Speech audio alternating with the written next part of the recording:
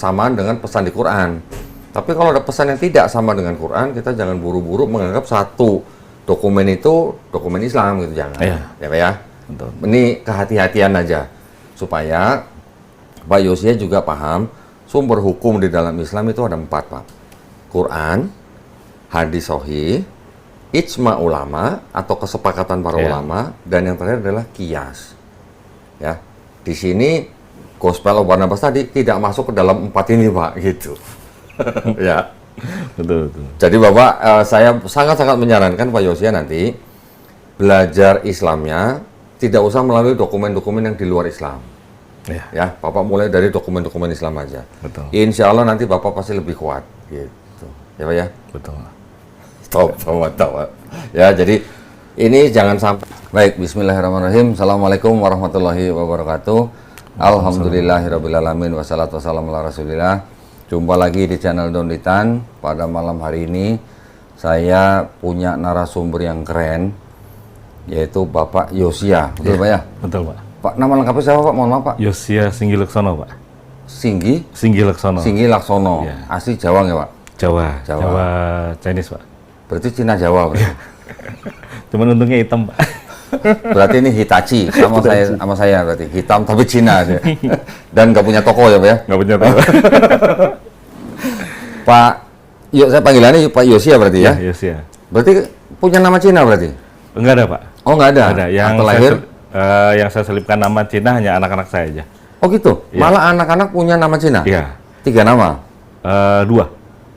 Enggak, maksudnya nama Cinanya tuh yang 3 kata itu? Bukan, hanya kita pakai tengah-tengahnya aja. Oh ininya aja, apa namanya? Marganya aja? Marganya. Oh, oke. Siap. Kalau gitu marganya apa Pak jadi? Wang. Marganya Wang? Wang Raja. Wang, Ya. Wang Raja. Oh. Ya, ada Wang kuning ya. Ya. Oh, ini berarti saya Wang ini berarti. Kalau saya setan, Pak. Marganya Kan Tan. marganya Tan. Oke, Pak Yosia tinggal di mana sekarang? Saya tinggal di Cikampek Pak. Cikampek. Ya. Oke. Oh, berarti dari Jawa pindah ke Cikampek. Merantau sempat di Bandung juga, di Pangalengan. Oh, pernah Ya. ke sana. Nah, ceritanya Pak Yosia ini baru masuk Islam, Ya. belum sebulan ya Pak ya? Belum Pak, tanggal 28 Ramadan. 28 Senin kemarin, Ramadan. 16 Berarti ya. 16 Maret 2026. Tanggal 17. Jam 17. Oh, Atau jam tanggal 5. 16 Maret Ya. jam 17. Jam 17. Oke. Di mana Pak Pondok sandatnya? Pesantren Al Busro Karawang Pak, atau yang sering dikenal dengan Sankuro, santri Quran penghafal Al Busro. Di Kerawang. Karawang, Teluk Jambe Pak. Boleh cerita nggak Pak itu? Kok bisa dari Cikampek ke Kerawang tuh gimana ceritanya? Sadatnya itu. Jadi kemarin itu sebetulnya saya ingin sadat dengan Pak Donditan. Oh gitu. Awalnya itu. Oh. Saya Bulan apa komunikasi. itu Pak? Ya, Bulan apa itu? masih bulan yang sama dan tanggal yang sama. Kan itu hari Senin, hari Jumat itu saya komunikasi dengan kakak saya. Ya, hari Jumat. HP mana HP? HP-nya. Oke. Biar lebih Ya. akurat Pak, berdasarkan Ya. data. Nah, hari Jumat itu saya komunikasi dengan kakak saya untuk menghubungi admin Kodon ditahan, Bapak Ustadz Dondi. Nah, singkat cerita, karena saya lagi nyetir, saya kan lagi nyetir nggak, karena handphone kan dipakai map Pak. Jadi telepon masuk nggak pernah saya. Jadi karena kakak saya tahu saya lagi nyetir, WA ke istri saya. Kalau admin Pak Dondi udah respon. Oke. Nah, singkat cerita, saya juga nunggu kakak saya, kok kakak saya nggak ngabarin saya. Loh, istrinya lagi semobil sama Bapak? Awalnya semobil, karena waktu itu mobil kita trouble. Pertama aki, setelah itu ternyata dinamo ampere. Oke. Jadi akhirnya istri pulang. Oh, bisa? Bisa. Terus? Istri pulang. Nah, saya ngubungin kakak saya. Ternyata kata kakak saya, ya udah tadi dibales ke HP Anita, maksudnya istri saya itu. Singkat cerita, saya bilang, ya Mbak, saya udah ke Pondok Pesantren Al Busro. Karena ketika lagi trouble, saya komunikasi dengan montir. Saya pengen jadi mu'alaf, tapi yang bisa membimbing iman saya itu betul-betul kafah. Gitu. Kenapa nggak di pondok pesantren aja, Oh, itu Iya. Montir Montir yang bilang oke. gitu. Di Kerawang. Di Kerawang, Pak Aska itu. Nah, karena saya buka Google, pondok pesantren terdekat, muncul Al-Busro. Oh gitu. Kerawang Timur, Kerawang Barat tuh Pak? Teluk Jambe ya. Oh, Teluk Jambe, ya, tahu Teluk saya. Jambe ya. Tahu, Nah, iya. akhirnya singkat cerita, saya Dekat KIC Pak ya berarti ya? ya betul. Oke. Dekat Merkur Pak, kalau pondok pesantrennya. Merkur. Ya, Ya, Merkur. ya, ya. Nah, akhirnya saya komunikasi dengan Pak Ustadz tersebut. Saya diajak ketemu malam itu kebetulan pas pelepasan santri ya. Pelepasan santri. Nah, di sana kita diskusi. Saya bilang, Pak, kalau hanya sebatas syahadat, tukang sayur juga bisa mensyahadatkan saya. Tapi saya mengharap Bapak bisa membimbing saya tentang iman Islam saya. Saya bilang gitu. Nah, singkat cerita, beliau menyanggupi untuk bisa membimbing saya. Nah, akhirnya waktu itu ada keluar ide biar ada istri sebagai saksi melihat saya syahadat. Akhirnya nggak malam itu, digeser hari. Akhirnya di hari Senin. Pas malam itu tuh 16 atau 17 ya Pak? Pas pelepasan santri. Jadi pas syahadatnya 16 atau 17 ya? 17 ya? Oh, 17 Senin. ya. Senin itu tanggal 17 ya? Mah, Senin. Ini ada Pak, di surat itunya. Di sertifikat Sertifikatnya ada. Nah, Di sertifikat. boleh nanti juga kirim ke saya Pak. Oh ya. Kalau- Nah, ini yang masih blanko Pak, karena Ya.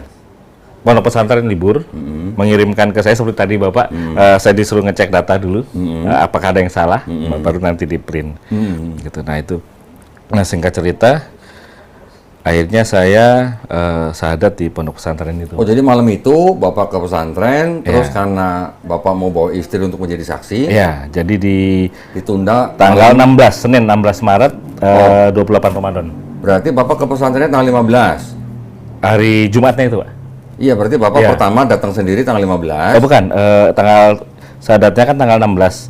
Ini hari Senin, berarti Minggu 15, Sabtu 14, 13 Pak. Oh, 13-nya. Ya, Oh, 13-nya. setelah 3 hari baru datang lagi. Ya. Bawa istri Ya, betul. menjadi saksi syahadat. Ya, betul.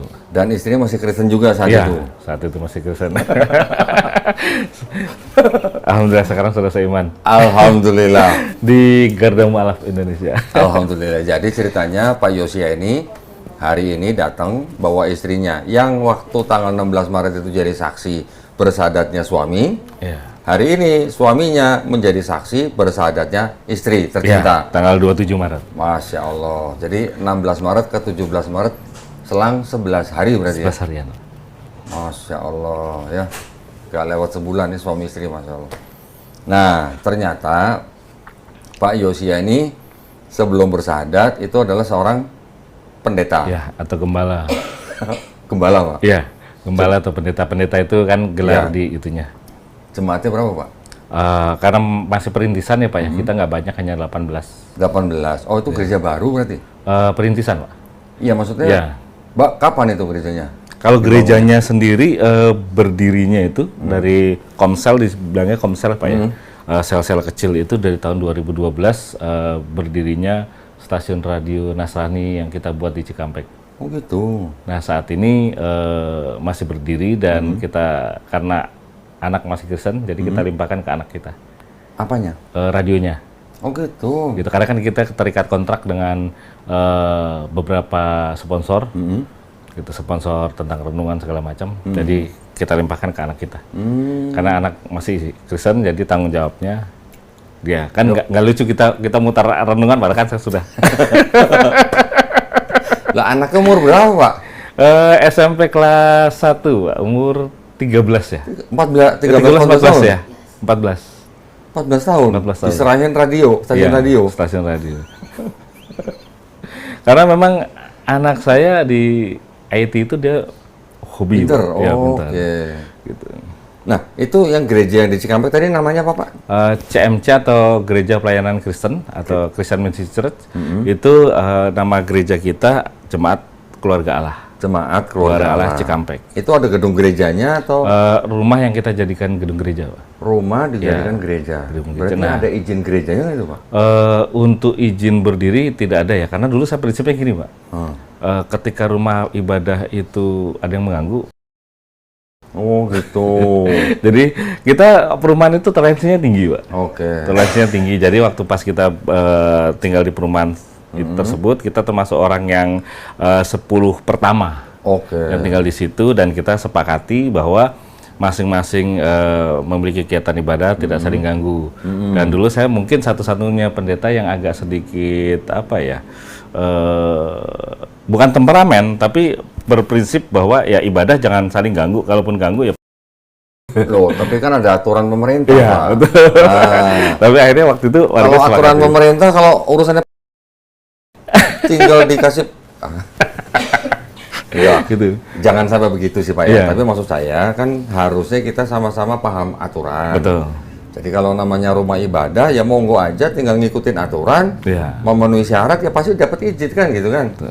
Berarti selama berapa tahun Pak Bapak Dari memimpin? 2012 itu posisi kita belum di rumah yang sekarang. Kalau rumah sekarang itu 2019.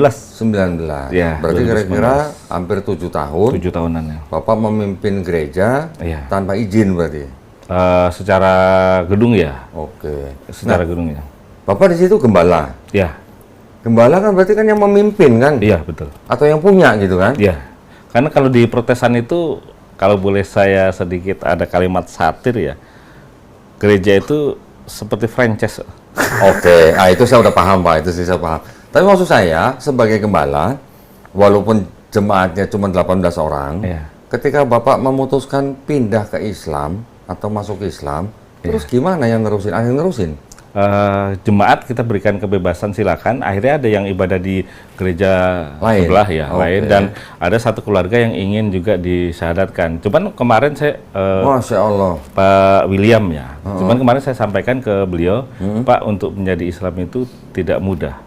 Dalam pengertian bukannya syahadatnya, syahadatnya mudah. Iya. Tapi komitmen jiwa kita, gitu, komitmen jiwa kita untuk betul-betul di jalan Allah itu yang nggak mudah ya. Tunggu Pak. Iya. Bapak ketika mengumumkan atau mengambil keputusan untuk masuk Islam, Bapak Iya. mengumumkan di gereja gitu? Tidak, saya tidak. tidak secara resmi di gereja tidak, cuman kita kedekatan dengan jemaat kita sampaikan. Oke. Bahkan ada yang Pak William itu yang paling kaget. Yang benar Pak Pen, jangan bercanda lah. Oh, aduh. Ini masalah iman nih, serius saya bilang gitu. Ah, kok begitu? Iya, serius. Iya, kapan? Besok rencananya, saya bilang gitu kan. Lah, kalau Pak Pen pindah berarti Pak Pen kan punya pemahaman yang sesuai dengan apa yang Pak Pen pikirkan. Nah, aku yakin yang Pak Pen pilih itu yang benar, ya ajak-ajaklah aku. Oh gitu. Masya Allah. Lah terus belum sadar? Sampai sekarang belum. Kemarin sempat waktu pas ada acara di Kerawang. Nah, rencananya dari temannya Pak Ustadz yang di pondok itu mau mempertemukan saya dengan siapa? Denis yang mantan penjudi yang jadi ustadz itu. Denis, kok Denis? Oh, Denis Lim. Ya, Denis Oke, Lim. Ustadz Denis Ya, Lim. kita udah diatur oleh panitia untuk kita datang segala macam. Cuman karena saya dikabarinnya mendadak waktunya, hanya selisih 30 menit, sedang perjalanan Cikampek ke Kerawang waktu itu memakan 50 menit, jadi belum sempat ketemu dengan beliau. Walah. Nah terus gimana rencananya buat Pak Willem itu? Ya, saya sih harapnya dia betul-betul mengerti tentang sifat Allah ya. Oke. Gitu, atau Tapi Allah. dia bilang mau ikut. Iya, Rumahnya di mana Pak? di Kerawang, Pak. Di Kerawang? ya di Ruko Galuh Mas. Galuh Mas. Ya, Galuh Saya Mas. tahu Kerawang. Pak Galuh Oh, Mas. iya. Saya 2007 sampai 2010 saya kerjanya di KIC Pak. Oh, iya. Lah, kenapa nggak kita samperin aja ke rumah Pak Willem? Oh, boleh dengan senang hati, Pak. Masya Allah.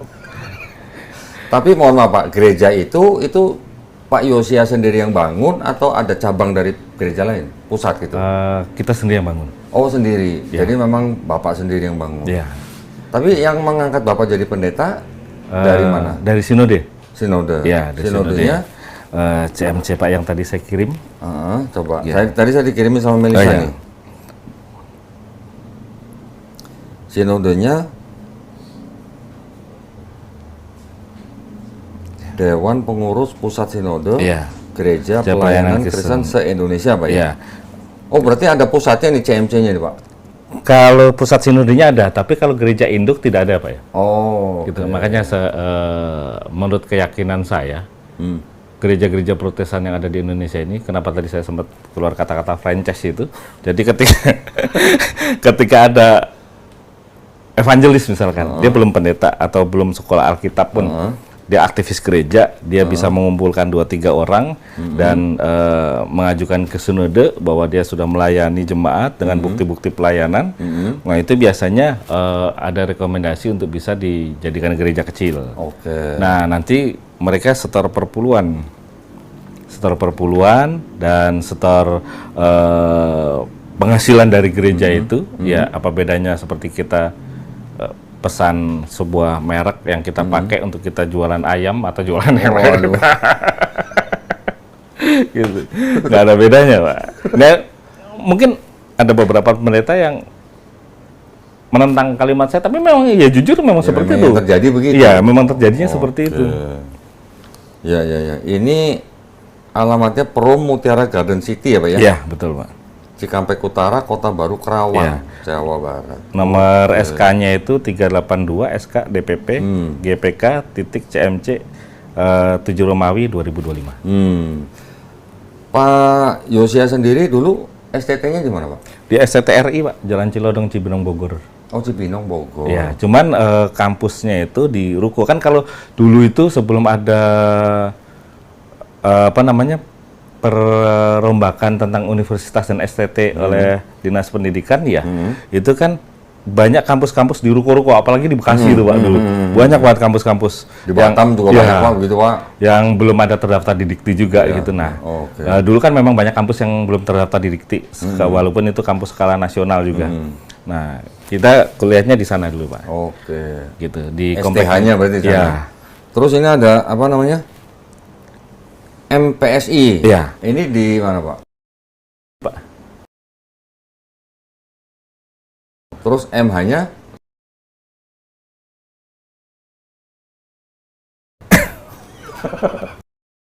Iya, betul. 2 tahun kali ini, Pak. Oh, 2 tahun? Iya, 2 tahun. Oh, berarti ambil MPSI sama MH-nya bareng berarti? Iya. Bareng. Otak encer berarti. otak, Pak. Otak encer berarti ini ya, Masya Allah. Alhamdulillah. Terus, ini kan, tadi Bapak cerita, ini kan berarti kan gerejanya ini kan Bapak yang membangun sendiri nih. Iya. Perpuluhan berarti kan langsung ke Bapak nih berarti nih? Nah, saya menerapkan tidak ada perpuluhan di gereja, Pak. Oh, tidak ada perpuluhan? Tidak ada perpuluhan di gereja dan tidak ada kotak kolekta di gereja. Karena apa? Saya melihat ini ajaran yang tidak sehat dan mengada-ada. Oh. Sudah selayaknya pendeta itu memiliki aktivitas sendiri dan untuk menunjang pelayanan. Oh, berarti Pak Yosia ini bangun gereja mau ngikutin pola pemikiran Paulus berarti Pak ya?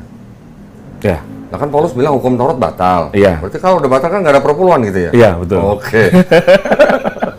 Jadi kita kegiatan dari kontraktor, Pak. Kita kebetulan kontraktor bidang renovasi dan pemasangan perbaikan elektrikal. Oh, berarti Pak Yosia ini seorang kontraktor, seorang pengusaha. Justru malah dari pengusaha itulah Bapak memberkati gereja, membiayai gereja Bapak. Gitu. Jadi bukan hidup di gereja. Bukan hidup dari gereja. Bukan hidup dari gereja. Dan itu yang sering ditentang oleh teman-teman senior saya di gereja bahwa jangan seperti itu, nanti jemaat terbiasa untuk tidak memberi loh. Oh gitu. Nah itu yang sering ditentang. Jadi harus terbiasa memberi ya. Ya. Oke. Tapi giliran pendetanya sendiri ada acara-acara khusus internal sesama pendeta, belum tentu Pak mau saling mendukung Pak.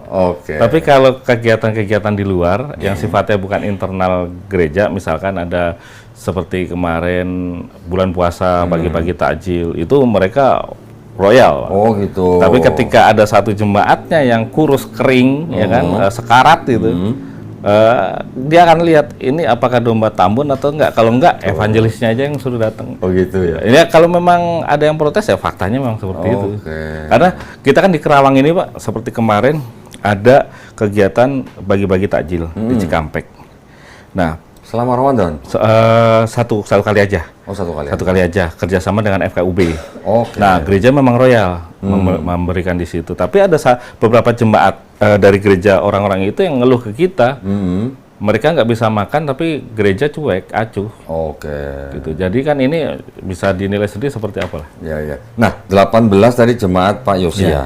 Itu 18 tuh warga komplek itu aja atau dari luar juga? Dari luar, Pak. Ada yang dari luar Ya, juga? bahkan ada yang dari Tegal juga. Hah? Jauh amat dari Ya, Tegal kita tuh? video call karena mereka jemaat yang kita dapat, bukan kita dapat, mereka yang menghubungi kita dari radio. Oh, dari radio. Iya, dari Oke. radio. Oh, jadi awalnya memang Bapak melalui radio ya? Iya, Oke, melalui oke. radio. Tapi kalau 18 dari 2019 ya berarti lambat pertumbuhannya, Pak?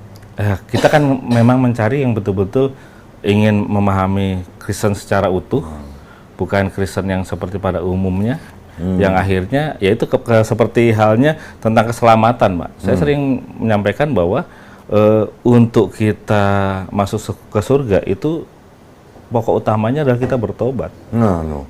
Gitu, sesuai seperti yang ada di kitab Injil sendiri pun seperti itu. Matius 18 Iya, ya, Pak? betul. Ya, Pak Donitan lebih paham. Tapi kan faktanya pendeta-pendeta itu menutupi ini, Pak. Oke. Menutupi ini. Dan Oke. semakin saya memperdalami lagi tentang keyakinan saya kepada Tuhan, saya semakin yakin bahwa ya bukannya saya murtad dari Kristen ke Islam menurut versi mereka, tapi justru saya malah sepakat dengan Pak Donitan tadi, ada satu kalimat bahwa mengikuti ajaran Yesus memang seperti itu, karena Yesus mengajarkan ya bertobat. Iya, ya. Gitu. Iya. Dan yang paling penting, Pak, sebenarnya kan bagaimana caranya kita memahami apakah ajaran Yesus itu inline atau sejalan dengan ajaran nabi-nabi sebelumnya. Iya, Betul nggak, Pak? betul. Kalau nabi-nabi sebelumnya mengajarkan masuk surga bertobat, Yesus ajarannya sama, ternyata Paulus beda. Pengikut siapa gitu? Nah, ini yang mereka sendiri nggak mau mengakui, Pak, Gitu ya? rata-rata. Karena kalau sampai mereka mengakui, pasti banyak jemaat yang pada berguguran. Jadi Bapak Yosia ini akhirnya sampai berani ngambil keputusan meninggalkan gerejanya itu karena konsep keselamatan itu, Pak? Ya, konsep keselamatan dan konsep yang logis itu adalah mengenai Allah sendiri atau Allah itu, Pak. Oke, Yang tidak bisa, untuk saat ini, tidak bisa kita sentuh, tidak bisa kita raba. oke, Tapi bisa kita rasakan kebaikannya. oke. Nah, terus bagaimana dengan konsep keilahiannya Yesus, Pak, yang Bapak pelajari dari STT? Ya, kalau yang dari STT seperti pada umumnya, Pak, bahwa kita diajarkan bahwa Yesus itu adalah Tuhan. Tapi saya memiliki keyakinan bahwa Yesus itu adalah guru atau ustadz. Rabi. Rabi, Ya. ya kan? Karena Guru. dia sendiri ngaku rabi kan? Iya, betul. Itu yang salah satu bikin nilai saya jelek. Karena saya menyatakan ya bahwa Yesus itu adalah Loh. guru. Dulu waktu Bapak di STT nilainya jelek karena nggak ngaku Yesus Tuhan gitu. Saya menyampaikan bahwa Yesus itu adalah rabi atau guru. Rabi? Iya. Bukan Tuhan? Bukan. Oh, pantasan dapat nilai jelek. Jelek. Untung masih lulus, Pak. Gitu. Oh, jadi sebenarnya dari dulu ini Pak Yosia sudah punya pemikiran yang mungkin agak beda dengan Iya. mainstream Kristen ya, Pak? Iya, betul. Oke. Gitu. Latar belakangnya apa, Pak? Untuk Murni dari diri sendiri atau apa? Pemikiran itu? saya orangnya suka belajar, Pak, ya. Gitu ya. Suka belajar dan saya tidak pernah memandang lawan bicara kita itu rendah. Oke. Sekalipun itu anak kecil. Oke. Ketika anak kecil itu punya pandangan yang di luar pada pandangan umumnya, saya akan korek. Gitu. Saya akan korek. Saya bukan tipe orang yang menentang, tapi ketika saya mau berdalih, saya harus siap dulu sumbernya. Oke. Gitu. Oke. Jadi saya lihat kemarin di podcast Pak Donitan, aduh, Yang nama siapa? yang pendeta di Bekasi itu ya. Oh, Pak Pendeta Kris. Pendeta, itu saya panggilnya Pendeta Sudahlah, Pak itu.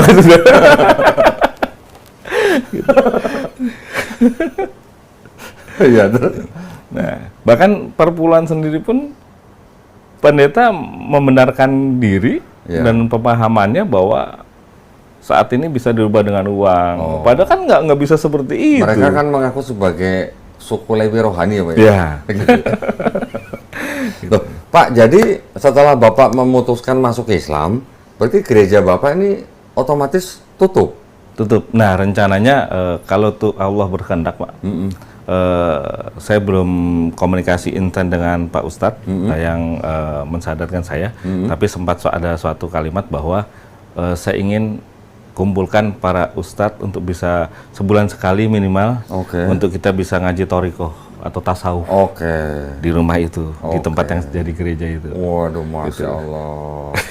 Masya Itu. Allah. Nah, ini tadi saya penasaran gini, Pak. Kalau Bapak sudah ngambil keputusan dalam tanda kutip meninggalkan jemaat Bapak, terus sampai akhirnya ada beberapa jemaat Bapak yang mau ikut Pak Yosia, contohnya tadi seperti Pak William, saya mengusulkan Bapak saya temenin ke rumahnya Pak William. Oh, siap. Bapak yang mensadatkan mereka. Oh, Nanti sertifikat bisa dari saya. oh iya. Gimana, Siap, Pak? siap. Boleh, boleh Pak, dengan senang hati. Bapak atur waktu, atur iya. jadwal, nanti kita atur dengan Melisa. Oh iya, Saya siap ke Kerawang, Pak. baik Pak. Sahadat di rumah mereka boleh, sahadat di masjid boleh. Oh iya. Nanti saya siapkan sertifikat buat mereka. Bapak yang sadatin mereka. Kan Bapak ini ninggalin mereka, Bapak harus ngajak dong. Masya Allah. Ya, Pak ya? Ya, Nanti siap, kita koordinasi. Nah, ini ceritanya masih panjang nih berarti nih kalau begini nih. Nah, terus akhirnya yang membuat Bapak menerima Islam di bagian apanya, Pak? Tentang sifat Allah itu Pak. Sifat Allah. Ya, itu yang paling penting, paling utama. Oke. Karena Kristen itu selalu dalam kitab Kejadian, manusia dibentuk serupa dengan gambar Allah. Dan mereka mengilustrasikan bahwa Allah itu seperti kita. Oke. Atau kita seperti Allah, punya hidung, punya mata. Padahal arsinya Allah itu kan tidak bisa kita cerna begitu saja, Pak. Itu melihat bukan berarti harus punya mata, gitu. Mendengar bukan berarti harus ilustrasikan punya telinga, gitu. Ya. Waduh, dalam nih berarti ini Pak Yosia nih. Saya dari dulu paling menyukai tentang ketauhidan Islam itu, Pak. Oke. Karena kalau kita kupas-kupas lagi kan sampai dengan saat ini para pendeta tidak ada yang berani membahas kitab Injil Barnabas. Apapun itu alasannya, mau kesepakatan gereja kayak mau kesepakatan apapun itu kayak. Padahal menurut saya setiap kita mengupas sejarah itu kan harus kita lihat referensi dari manapun, Pak. Oke. Gitu. Ketika kita mau lihat penemuan candi misalkan, kita nggak bisa hanya lihat dari buku kitab Sangsekerta aja. Kita bisa lihat dari peninggalan-peninggalan di laboratorium geologi atau dan lain sebagainya, atau dari dokumen-dokumen lain. Begitu juga membahas tentang sifat Allah itu atau Allah itu nggak bisa dari hanya Injil yang disepakati bersama, nggak bisa begitu juga. Kalau memang itu ada fakta-fakta yang bisa kita bongkar dengan fakta sejarah, ya berarti itu benar adanya. Oke. Gitu. Tapi yang dimaksud Injil Barnabas sama Pak Yosia ini Injil Barnabas yang abad berapa, Pak? Ya, yang di kitabnya ini Pak, sebentar. Saya lupa kalau abadnya ya, tapi di Ada ayat, 3 nih masalahnya, Pak. ya, yang di ayatnya itu, Yang apa? sebentar, sampai saya simpan itu. Waduh, Masya Allah. Gitu. Nah, bab 41 Barnabas, atas perintah Allah, Mikael mengusir Adam dan Hawa dari surga. Kemudian Adam keluar dan berbalik melihat tulisan pada pintu surga, tiada Tuhan selain Allah. Oke. Dan yang mencengangkan lagi, dan Muhammad adalah Rasul Allah. Oke. Itu berarti dari gospel ya, Pak ya? Saya sebutnya gospel ya, bukan Injil ya. Itu saya sebutnya dari Gospel Barnabas yang ditulis kira-kira abad 13 sampai 14 Masehi, Pak. Oh iya. Oke. Tapi ini mohon maaf ya, Pak ya. Iya. Bukan saya mengecilkan risetnya Pak Yosia nih. Tapi yang disebut dengan yang orang taunya Gospel of Barnabas atau Injil Barnabas itu ada 3, Pak. Yang pertama Epistle of Barnabas. Ini di abad kedua Masehi.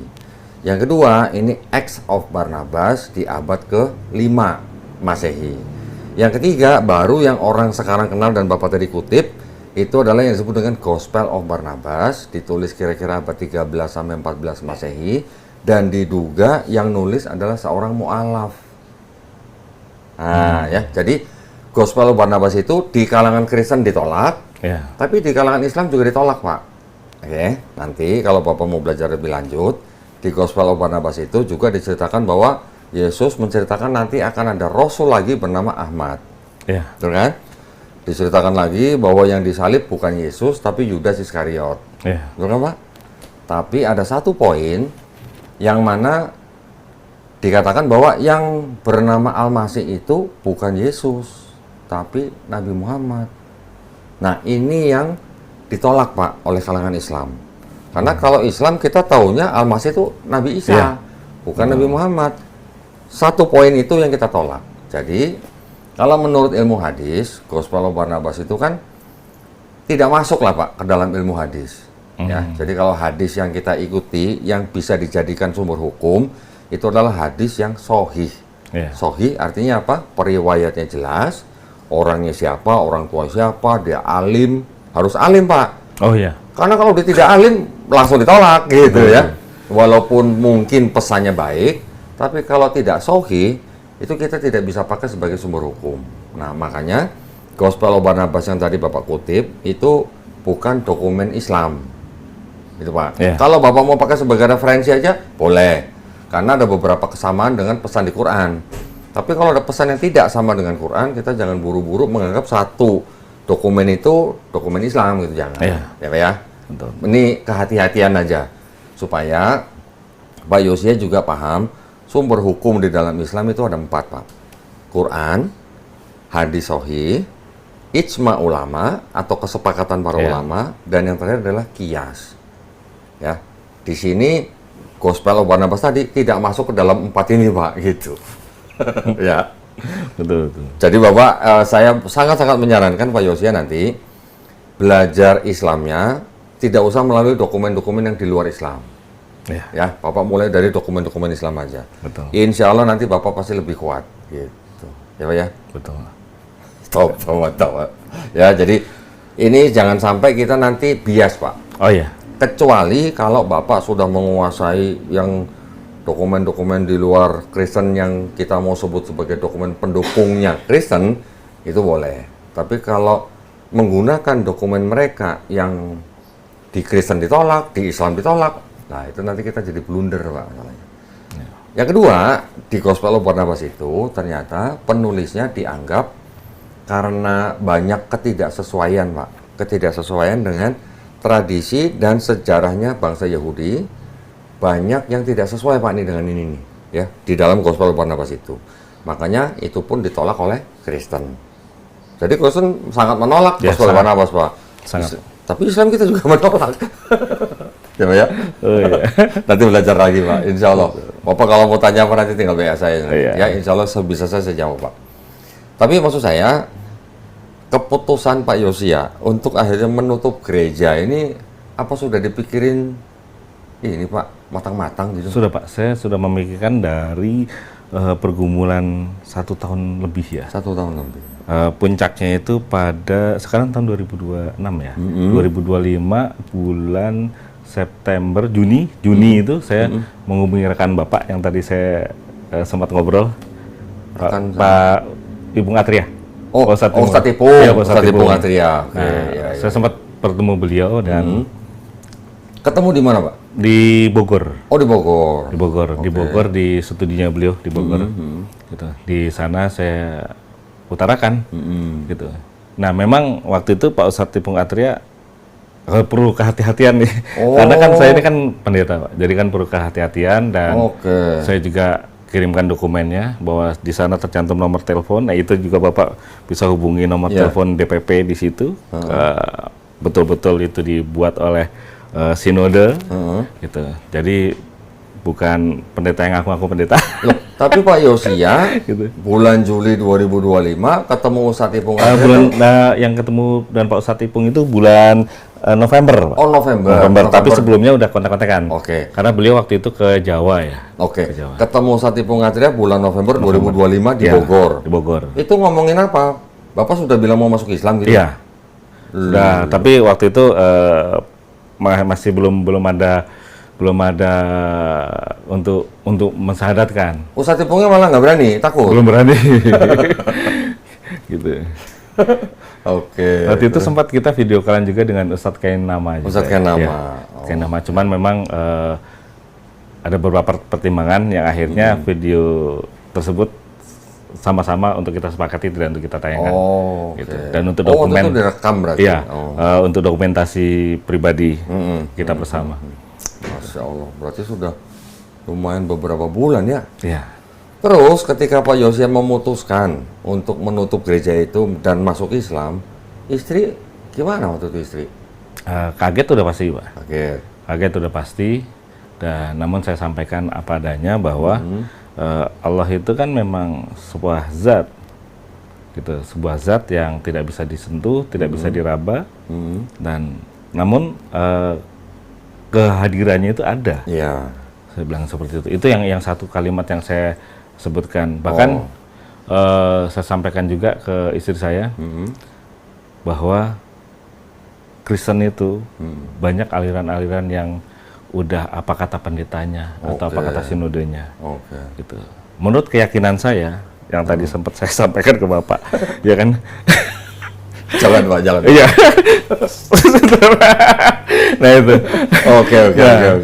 Itu Pak Ya, yang akhirnya saya sampaikan ke istri saya. Gitu. Banyak yang membenarkan diri, sama saling, sebetulnya untuk menghancurkan Kristen itu gampang, Pak. Dimudahkan semudah-mudahnya semua perizinannya, maka nanti banyak gereja dan berdiri dan saling sikut-sikutan. Tambah banyak aliran. Akhirnya jemaat akan menilai, oh kesesatannya makin nampak dan akan hijrah semua. Ya kalau dapat jemaat sendiri nggak apa-apa, tapi kan kalau ngajak-ngajak umat yang sudah beragama lain kan nggak boleh. Nggak boleh. Itu. Apalagi kan diatur undang-undang juga. Iya. Gitu. Tapi ngomong-ngomong kan istri Bapak nih kan Kristennya beda sama Bapak nih. Iya. Kristen Mormon. Iya, betul Pak. Jadi alhamdulillah tadi Pak Yosia sudah mengantarkan istrinya dalam selang waktu 11 hari, istrinya bersandar di sini dan istrinya ternyata dari Mormon ya Pak. Iya. Kok bisa Pak suami istri gerejanya beda gitu Pak? Iya, karena istri kan suka yang ibadah yang tenang, Pak. Oh. Ya, kalau karismatik itu kan happy ya. Oke. Gitu ada apa namanya manifestasi Ya, diri. ya. Oh, Gitu. Bu, berarti kalau di gereja Bapak berisik ya Bu ya? Oh, berisik. Berarti kalau di Mormon nggak ada bahasa roh ya Bu ya? Nggak ada. Jadi pemahaman bahasa roh di Mormon itu, Pak, menurut keyakinan saya yang kita diskusi dengan para misi adalah mereka ada suatu kelas, saya lupa nama kelasnya. Mereka ada suatu kelas dan mereka belajar bahasa daerah yang akan dituju. Oh gitu. Misalkan kan panggilannya elder atau penatua. Mereka masih anak-anak, Pak, masih usia anak-anak. Oh ya? Usia lulus SMA. Lulus SMA. Kalau yang perempuan itu 1,5 tahun menjadi misi, kalau laki-laki 2 tahun. Nah, itu nanti belajar daerah tujuannya mana, misalkan Indonesia, dari luar negeri, misalkan Indonesia, Indonesianya nanti mau suka mana, Solo. Nah, dia mempelajari bahasa Indonesia dan bahasa Solo. Dan mereka mungkin memiliki metode-metode khusus yang akhirnya bisa hanya dalam waktu 1 bulan sudah bisa bahasa Indonesia dengan fasih, bahasa daerah dengan fasih. Gitu. Yang mereka melatih anak-anak. Anak-anak. Usia berapa tadi Pak? Usia lulus SMA, Pak. Oh, lulus SMA. Lulus SMA. Jadi yang datang di Indonesia yang menggunakan nemtek di sakunya itu, mereka memang orang-orang luar itu kan kelihatan tinggi-tinggi, besar-besar. Padahal mereka masih anak-anak, Pak. Oh gitu. Masih anak-anak. Gitu. Nah, ini modus lain lagi nih berarti ini ya. Gitu. Dan nemteknya itu mereka selalu tulisnya Gereja Yesus Kristus dari orang-orang suci zaman akhir. Mereka jarang menyebut dirinya Mormon. Iya. Gitu. Iya. Bahkan Mormon sendiri pun sebetulnya kan terpecah juga, Pak. Iya, betul. Berarti Ibu nabinya Joseph Smith ya Bu ya? Oh iya, ngaku Pak. Padahal kan Yesus sudah memperingatkan ya Pak ya? Iya. Hati-hati sama nabi palsu. Karena begini Pak, di Mormon itu begitu orang dibaptis, kalau yang saya amati ya, begitu orang itu dibaptis dan mereka diharapkan untuk bisa aktif di gereja, nanti ada yang namanya lembaga pertolongan. Lembaga pertolongan itu yang menolong setiap kebutuhan umatnya. Dan itu salah satu kelebihan gereja tersebut dibandingkan gereja-gereja yang lain.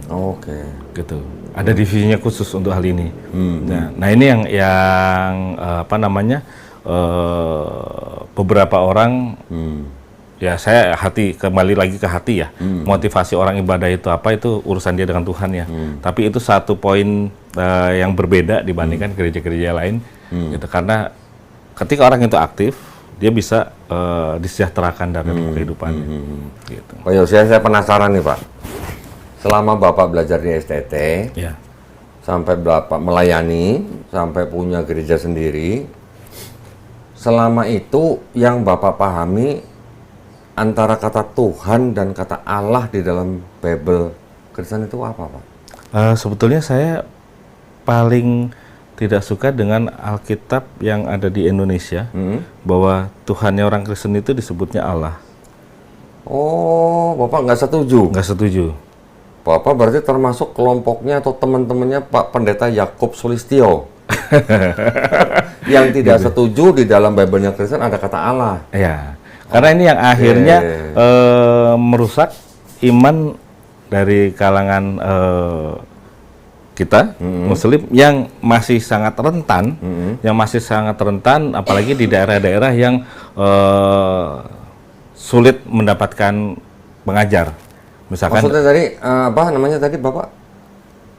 Apa resiko untuk kita nih maksudnya umat Islam atau umat Kristen? Umat Islam. Umat Islam. Ya. Oke. Jadi saya selalu kenapa saya nggak setuju karena saya ingin membentengi. Ketika saya pelayanan ini saya ingin membentengi, saya tidak mau ada benturan. Gitu. Saya tidak mau ada benturan antar agama dan saya tidak mau melayani itu mengambil domba dari gereja A ke gereja kita atau dari umat A ke umat kita. Gitu. Tapi saya memberikan ibaratnya Pak Donditan menyuguhkan itu, ya orang akan menilai sendiri apakah ini mau diminum ataukah yang kopi yang mau diminum. Nah, pilihan. Namun kan faktanya misionaris atau evangelis itu memaksakan kehendak. Faktanya memang seperti itu. Itu udah dari tahun 1930, Pak. Jadi rupanya memang penggunaan kata Allah di dalam Bible-nya Kristen itu memang sudah menjadi seperti misi, bahkan dapat dorongan dari kalangan penjajah Belanda supaya menjadi suatu hal atau poin atau apa ya bisa dikatakan dalam tanda kutip senjata untuk mendekati dan menginjili orang-orang Islam. Nah itu aja sih. Jujur-jujurannya begitu lah. Karena pendeta-pendeta yang seperti Pak Yosia ini atau seperti Pak Yakub Sulistyo itu, mereka tahu bahwa kata Allah itu adalah nama Tuhan dalam bahasa Arab. Yaitu siapa? Yaitu nama Tuhannya orang Islam gitu. Tapi kenapa dipakai di dalam kitabnya Kristen? Ya tujuannya untuk mendekati itu. Gitu ya Pak ya. Wah. Baru tahu nih Pak Yosia ini berarti ini sealiran sama Pak Yakub Sulistyo, pendeta Yakub Sulistyo Pak. Dia di Tumenggung Pak. Nah, saya dulu pernah podcast sekali sama beliau. Dia menentang, bahkan dia pernah dijadikan saksi ahli Pak. Ketika siapa gitu ya yang menuntut LAI di pengadilan tentang penggunaan kata Allah itu Pak. Pak Pendeta Yakub Sulistyo yang dijadikan saksi ahli di pengadilan itu. Cuman sidang itu tuntutan itu akhirnya di drop. Karena yang menuntut bukan yayasan atau lembaga gitu. Karena yang menuntut perorangan gitu. Wah, berarti Pak Yosia ini termasuknya. Tapi Bapak pakainya kan yang TB kan ya? Pakainya yang TB kan, terjemahan baru kan? Terjemahan baru. Makanya setiap kali ada tamu, Pak, saya kesini kalau ada orang Kristen, Pak, saya tanya, bedanya Tuhan sama Allah dalam Bible kamu apa? Bingung jawabnya. Pada bingung. Nanti kalau udah bingung, baru saya bukain KBBI, Pak. Ya kan? Kasih KBBI baca kelihatan jelas bedanya. Ya kan? Tapi ketika di Bible-nya Kristen yang terutama yang di Perjanjian Baru, mereka bingung sendiri nih, kayak nggak ada bedanya. Kalau baca 1 Korintus 8 ayat 6, hanya ada satu Allah yaitu Bapa, hanya ada satu Tuhan yaitu Yesus. Bedanya apa sebenarnya Tuhan sama Allah? Kalau pendeta mungkin jawabnya masih bisa bilang, oh kalau Tuhan itu berasal dari Allah gitu katanya. Tuhan itu adalah Allah yang berkarya di bumi, katanya. Disebut Tuhan, gitu. Karena dia adalah Mesias yang dijanjikan. Katanya. Kalau di Kristen itu Pak, kebanyakan itu mereka selalu mengajarkan kepada jemaat atau kepada orang awam bahwa beriman dulu. Kalau bagi saya, sering mengajarkan ke jemaat, silakan Anda cari kebenaran dari setiap ayat itu, karena ada ayat yang tersirat, ada yang tersurat. Nah ini, dan nggak semua Alkitab itu adalah firman Allah. Ada yang membahas sejarah, ada yang kata-kata dari nabinya atau rasulnya. Nah ini yang makanya saya sering sampaikan ke jemaat ketika kalian menyampaikan suatu ayat yang ada di Alkitab, jangan selamanya kalian selalu berkata bahwa firman Tuhan. Kalau yang dibaca itu bukan firman Tuhan, ya bukan. Iya. Gitu. Iya. Nah itu yang sering Jadi kan Bapak bilang di Bible ada firman Tuhan, ya, ada perkataan sejarah, ya, ada perkataan Nabi. ya. Bapak lupa tadi ada cerita pornonya belum sebutin tadi, Pak. Nah, itu di Kidung Agung, Pak. Oh iya. Masih ingat berarti Bapak. Di Kidung Agung. Tapi gini Pak, maksud saya gini. Kalau kita mempelajari Bible secara global konteks Pak ya, Iya. global konteks. Selama ini apakah Bapak tahu Perjanjian Lama itu asalnya dari kitab apa dan punya siapa? Iya. Dari mana Pak? Kan Perjanjian Lama. Nih. ya, Perjanjian Lama itu kan terdiri dari Taurat, gitu. Taurat, Jabur. Ya. Nah, cuman kan mereka mengkaburkan tentang kealahan ini, Pak. Di Perjanjian Lama? Di Perjanjian Lama ini dikaburkan oleh mereka dengan kitab Perjanjian Baru. Oh, maksudnya kealahan di dalam Perjanjian Lama dikaburkan dengan Perjanjian Baru? Iya, sehingga mereka menyatakan bahwa Allah itu berbentuk manusia, dan suatu yang sering kali berulang kalimat-kalimat pendeta, lebih mudah mana Allah menjadi manusia daripada manusia menjadi Allah. Dan Anda harus iman. Nah, kan nggak bisa seperti itu dong. Itu konteksnya nggak bisa seperti itu. Gitu. Gini maksud saya Pak. Yang tadi saya maksud Perjanjian Lama itu berasal dari kitab apa dan punya siapa? Iya. Bapak kan pasti tahu ini kan berasal dari kitabnya orang Yahudi. Iya, betul. Dari kitab Tanakh. Iya. Yang tadi Bapak bilang Taurat, Nevi'im, Ketuvim, gitu kan. Tapi itu melalui sebuah terjemahan Yunani yang disebut dengan Septuaginta, Pak. Iya. Di STT dulu Bapak pernah diajarin nggak Pak Septuaginta? Ada, Pak. Ada. Ada. Terus membahas ayat-ayat tertentu nggak Pak di Septuaginta Pak? Enggak juga, Oh, Pak. Enggak juga. diajarin nggak Pak di STT kalau Septuaginta itu telah mengalami resensi? Ada, tapi kebanyakan kalau untuk di SCT, kalau mereka yang ngambil alirannya misi, maka dia hanya fokusnya di pelajaran tentang misi. Oke. Gitu. Jadi ada fakultasnya itu bagian misi dan khotbah atau mimbar. Ketika mereka yang mengambil jurusannya mimbar, maka dia akan lebih condong ke pelajaran tentang berkat-berkat. Oke. Nah, kalau yang misi tentang Yesus adalah Tuhan, Sang Juru Selamat. Nah, nggak jauh-jauh dari itu. Oke. Gitu. Nah, tapi yang tentang Septuaginta segala macam itu Nggak dalam ya Pak ya? nggak di dalam. Berarti nggak diajarin Septuaginta mengalami resensi oleh Origen, Ya. mengalami resensi oleh Lucian, mengalami resensi oleh Hesisius. Ya. Berarti enggak ya Pak ya? Tidak ada. Oh, pantesan. Hampir STT rata-rata seperti itu. Oke. Iya, berarti saya paham lah. Berarti artinya STT tidak memfokuskan ke situ ya, hanya untuk penjurusan berarti ya. Ya, betul. Misi atau ibadah gitu ya, ibadah. khotbah gitu ya. Khotbah. Oke. Liturgi di Liturgi. Oke. Pantesan Pak, waktu itu ada pendeta ngakunya kuliah di STT 13 tahun. Saya nggak tahu 13 tahun itu dia ngambil level apa, atau mungkin dia nggak lulus-lulus, saya nggak tahu. Tapi 13 tahun ketika saya bukain Septuaginta dia nggak tahu Pak. Nggak tahu dia. Nah, jadi maksud saya berarti STT itu memang tidak mencetak pendeta untuk paham Bible-nya, tapi mencetak pendeta untuk misi gitu ya, untuk misi atau untuk khotbahnya itu ya berarti ya. Sama seperti halnya di aliran Mormon juga, Pak.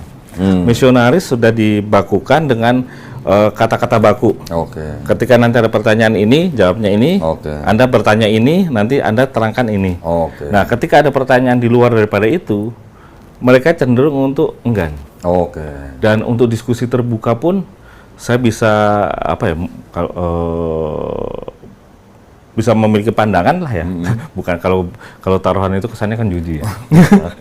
Bisa memiliki pandangan yang 99,99%. Mereka tidak akan mau diundang, bukan debat, hanya mereka menyampaikan dan kita bertanya. Itu nggak akan mau. Tapi ketika di luar daripada itu, internal di luar dari kamera atau di luar dari studi, mereka mau, tapi hanya fokusnya mereka hanya ada di Mormonnya saja. Oke. Dia tidak mau untuk membahas yang sejarah segala macam, apalagi yang seperti Septuaginta segala macam. Saya yakin mereka akan mundur. Mormon itu Pak, itu kalau boleh dikatakan kelompok Kristen yang dalam tanda kutip pintar Pak. Iya. Pintarnya gimana? Karena sebelum ada Mormon, ini kan Kristen yang dengan beberapa alirannya, Iya. tapi kan yang menjadi mainstream kan yang Trinitarian, Iya. ya kan? Trinitarian, ada Ortodok, Katolik, Protestan, nanti di bawah Protestan ada karismatik dan sebagainya gitu kan. Mereka separuh kitabnya sudah menggunakan kitabnya orang Yahudi melalui Septuaginta tadi, ya kan? Jadi kitabnya Yahudi yang sudah diterjemahkan dan sudah diresensi ditambahin dengan perjanjian barunya Kristen, tepok gitu kan. Jadi kitabnya orang Kristen. Iya. Mormon ngambil yang sudah digabung ini ditambahin lagi dengan kitabnya Mormon, tepok gitu. Betul. Jadi kalau kata siapa tuh? Rabbi Michael Skobach itu namanya Triple Bible kata gitu. Karena dari Yahudi tambah punya Kristen, tambah lagi punya Mormon, jadi 3 gitu. Bahkan yang ini fakta yang sudah ada bisa dibuka di Google. FLDS itu kan dulunya pecahan dari Mormon. Nah, nabinya ini kan seolah-olah dia mengetahui bahwa umatnya ini punya masalah pribadi. Sehingga umatnya, oh ya betul ini nabi, dia tahu. Ternyata kan faktanya bukan seperti itu. Mereka pasang intercom ke masing-masing rumah jemaat. Jadi mereka kan berkelompok gitu Pak, seperti perumahan gitu. Nah, yang dikelola oleh FLDS. Nah, jemaat masuk di sana, dia tidak sadar bahwa ada intercom di ruangan. Jadi kedengaran semua. Kedengaran. Nah, nabi itu seolah-olah masuk ke ruang doa, ruang kudus, padahal dia mendengarkan intercom. Oh, di rumah ini, oh dia lagi ribut ini. Nah, nanti dia akan menegur ke jemaatnya. Oh, kamu punya masalah ini, kamu semalam ribut ya sama istri kamu ini. Kamu harusnya begini gitu. Oh iya, nabi tahu ya. Padahal intercom gitu. Nah, sama halnya gitu. pendeta-pendeta juga Pak saat ini. Banyak pendeta yang terlalu, menurut keyakinan saya, terlalu halusinasi. Oke. Dia bisa menyatakan bahwa naik turun ke surga seenaknya. Oh iya, ada Ya yang kan? aku sudah ke surga bolak-balik ya. Saya mau khotbah hari ini, semalam saya bertemu dengan Tuhan di surga. Waduh. Nah, bahkan ada yang lebih parah lagi. Barusan Roh Kudus berbisik kepada saya harus menyampaikan ayat ini. Widih. Nah, kayaknya itu Tentang perpuluhan lagi ya. Nah, apalagi itu. Nah, itu kan ya. Enggak, saya dulu pernah nanya Pak, itu yang bolak-balik PP ke surga tuh pengen nanya travel agentnya apa gitu.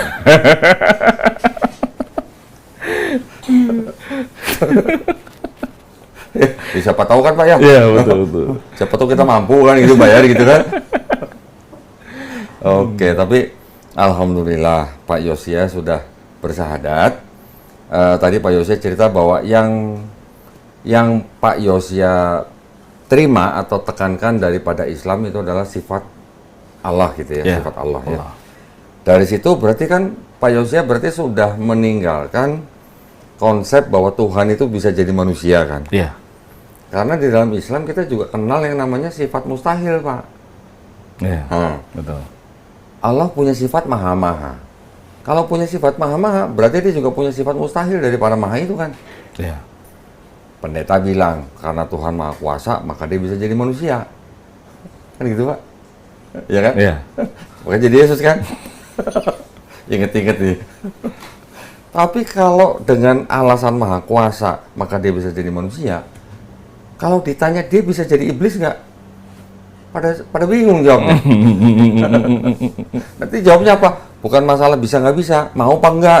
Loh, bukan masalah mau enggaknya, mampu atau enggak, saya bilang. Iya. Kalau memang dia maha kuasa dan dia bisa jadi Yesus, dia mampu nggak jadi iblis juga? Kalau bilang maha kuasa, harusnya mampu kan? Iya. Kalau mampu, iblis punya sifat yang berlawanan atau yang sama dengan Tuhan. Kan nggak mungkin iblis punya sifat baik kan? Iya. Berarti ada paradoks kan, Pak? Nah, itu. Sama Pak, di dalam Kristen karismatik itu mereka, saya kan bagi saya pribadi Pak, kenapa makin yakin kepada Islam? Karena Islam itu selalu menjunjung tinggi adab, terlebih ke adab kita kepada leluhur. Ya. Nah, di Kristen Protestan karismatik, untuk datang ke makam itu sesuatu yang najis bagi mereka. Bahkan mendoakan Buat orang yang karismatik ya. orang yang sudah mati itu nggak boleh. Tapi suatu kalimat saya sampaikan ke pendeta, Pak, kalau memang kita tidak boleh mendoakan kepada orang yang sudah meninggal, saya bilang gitu kan, dan itu menjadi suatu kenajisan, dan doa kita juga nggak akan sampai. Ya udah gini aja, Pak, ini kan jenazah bapaknya Bapak nih, Pak Pendeta kan masih ada di sini. Saya doakan ya, semoga disiksa di alam kubur. Semoga tidak terima di surga. Kok Marah dong. ngomongnya begitu? Katanya kan nggak akan nyampe, nggak boleh. Percuma, itu suatu yang sia-sia. Oke. Tapi takut juga, Pak. Takut juga. Nah, itu ketika saya datang ke pondok pesantren tersebut, saya sampaikan, Pak, apakah boleh kita mendoakan orang yang sudah meninggal? Terlebih itu orang tua kita, guru-guru kita yang mengajarkan kita. Oh, boleh, kita mengirimkan Al-Fatihah, boleh. Kalau yang Muslim. Iya, kalau Muslim, betul. Kalau yang orang tua kita meninggal bukan dalam keadaan Muslim, nggak boleh, Pak. Iya. Tapi bukannya ada suatu suatu cerita, saya tidak tahu apakah itu hadis ataukah cerita di kalangan ulama ya. Ada karena ini menyangkut keluarga saya. Ketika kemarin saya diskusi, ibu saya kan Katolik, Pak, meninggal dalam Katolik. Nah, ketika saya sudah Islam, apakah saya boleh mendoakan supaya ibu saya kelak menjadi Islam ketika di padang mahsyar? Nah, ada satu, saya nggak tahu itu hadis atau bukan. Kisahnya bersama seperti saya. Oke. Si anak ini setiap hari selalu mendoakan supaya ibunya itu menjadi Islam.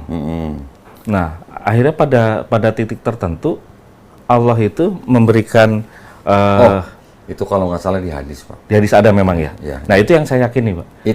Itu apa ya? Special case, Pak, itu, Pak. Oh, iya. Yang pernah saya baca ya, Pak, ya. Betul. Itu special case yang ditemukan kembali kan, dihidupkan kembali, tapi Iya. mati lagi gitu kan. Iya. Ya, benar. Itu special case, Pak.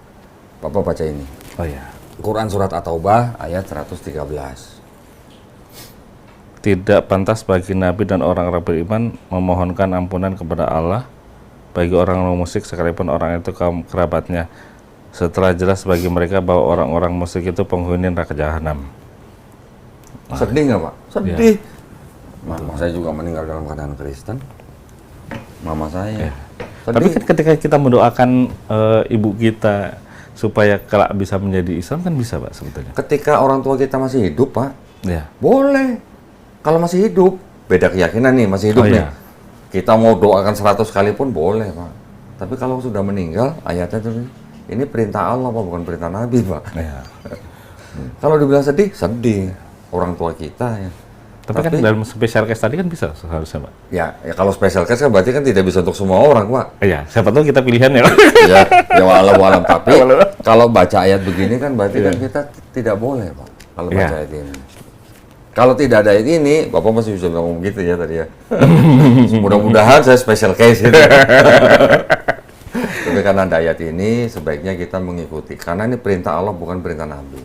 Ya. Kalau dibilang sedih, sedih. Mama saya juga meninggal 2010 dalam keadaan Kristen. Saya bahkan ya punya istilahnya punya apa ya? Punya keyakinan bahwa mama saya itu open mind sebenarnya dia. Open mind. Dia menjadi Kristen itu ya kebanyakan karena ikut-ikutan aja. Ketika dia Kristen, dia bisa bercerita tentang nabinya orang Islam gitu, Pak. Walaupun dia hanya dengar dari teman-temannya. Oh ya. Gitu. Wah ya saya sedih, tapi saya setelah mencari jawaban kemana-mana, diketemukan dengan ayat ini. Ya sudah, tapi yang menjadi penghiburan buat saya adalah setiap ruh daripada kita, ini kan berasal dari Allah. Ya. Ketika sudah ada yang meninggal, kembali ke Allah.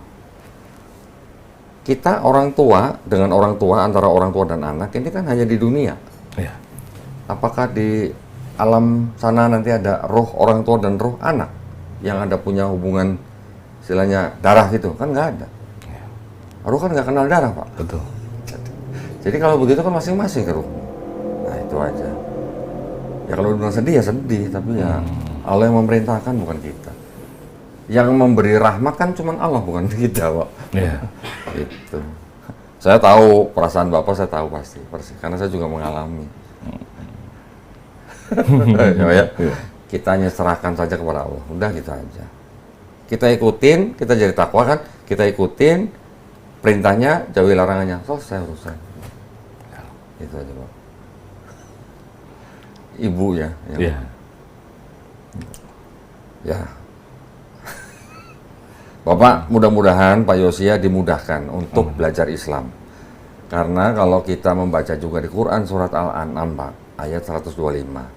Ketika Allah mengizinkan seseorang untuk beriman seperti Pak Yosia, Allah akan membuat dadanya Pak Yosia lapang untuk belajar Islam atau untuk menerima Islam. Tapi kalau Allah mengizinkan seseorang untuk tersesat, Allah akan membuat orang itu dadanya sesak dan sempit, Pak. Seperti apa? Seperti orang mendaki langit, coba.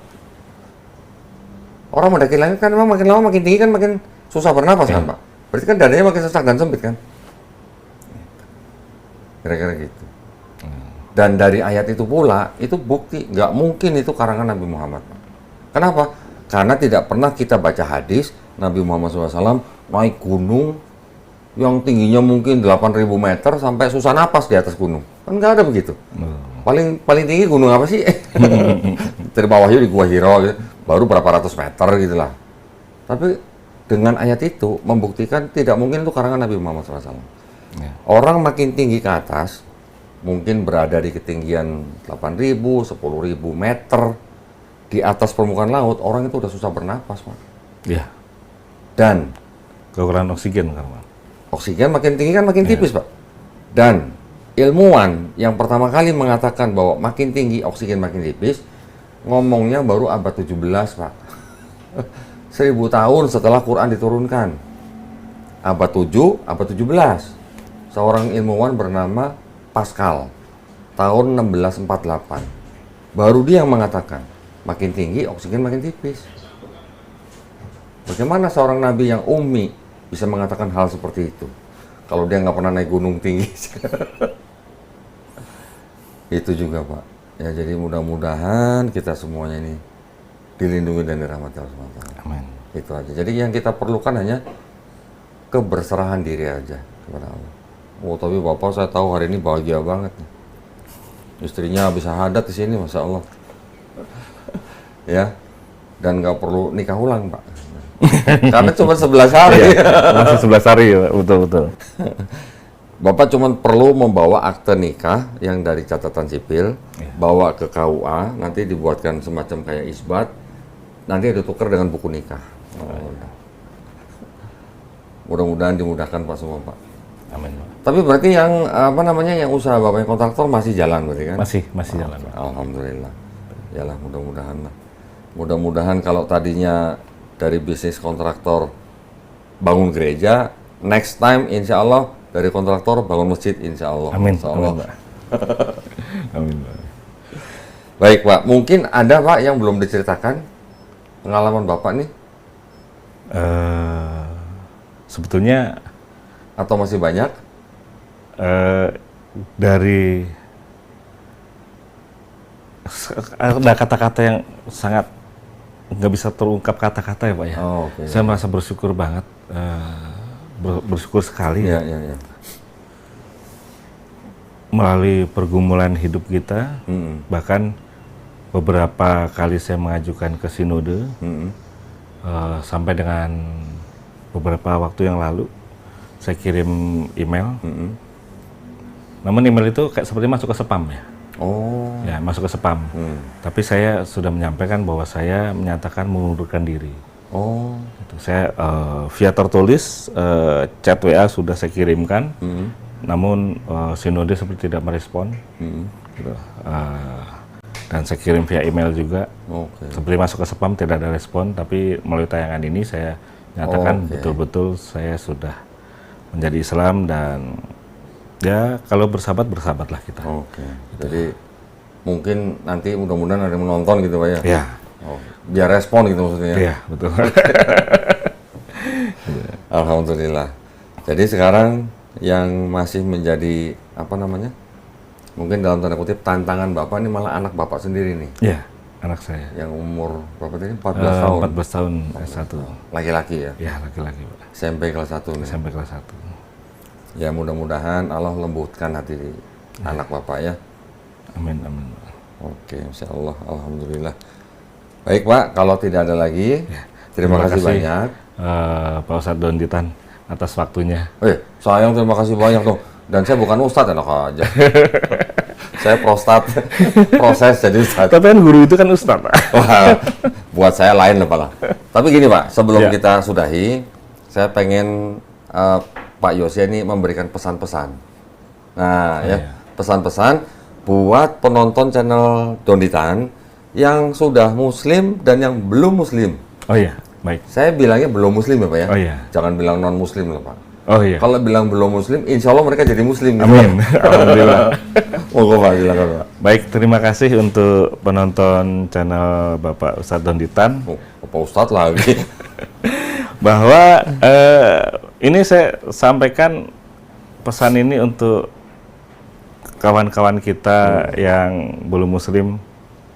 Hendaknya kita beragama menggunakan akal dan kita harus bisa mencerna apakah pendeta atau uskup yang Anda saat ini berjemaah di sana itu betul-betul bukan orang-orang yang halusinasi.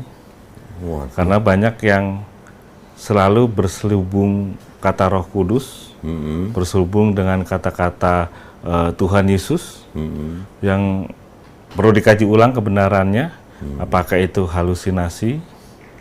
Nah, kalau halusinasi ini kan berarti ya Anda terjemahkan sendirilah ya.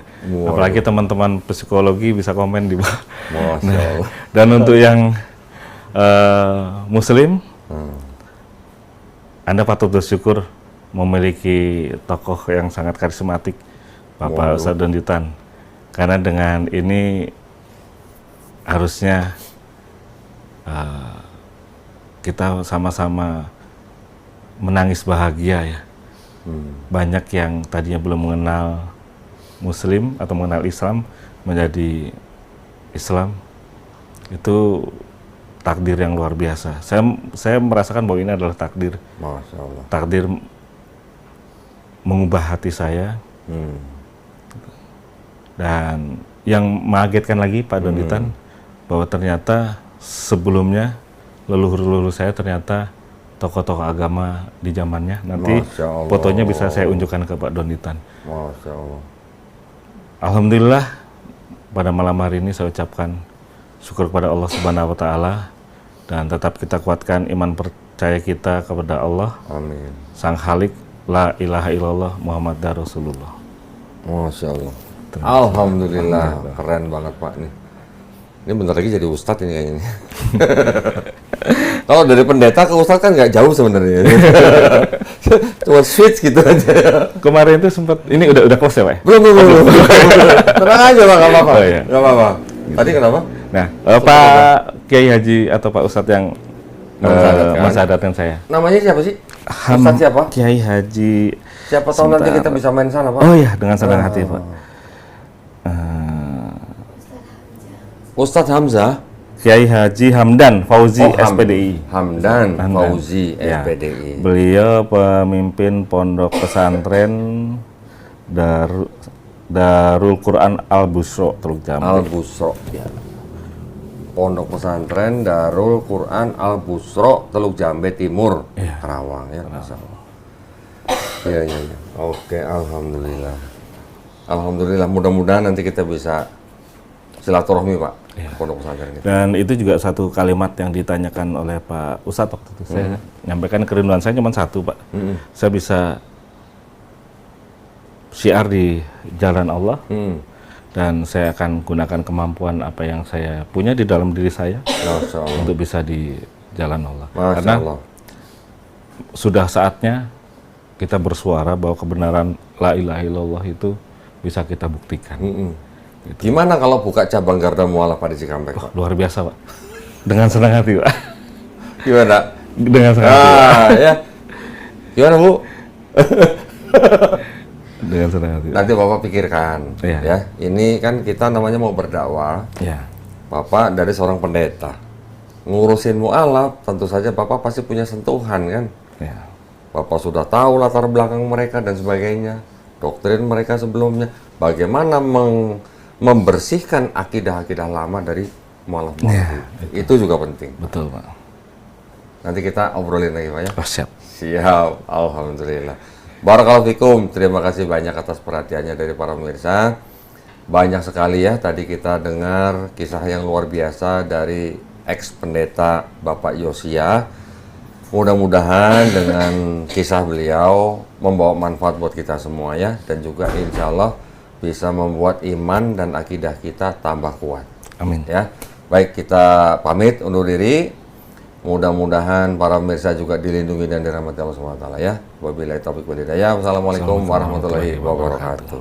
Terima kasih banyak Pak Yosia, barakallahu fikum. Dari teman, karena sering lihat teman sholat, sering lihat teman Saya ngaji. pergi dari rumah, saya udah bulatkan hati untuk masuk ke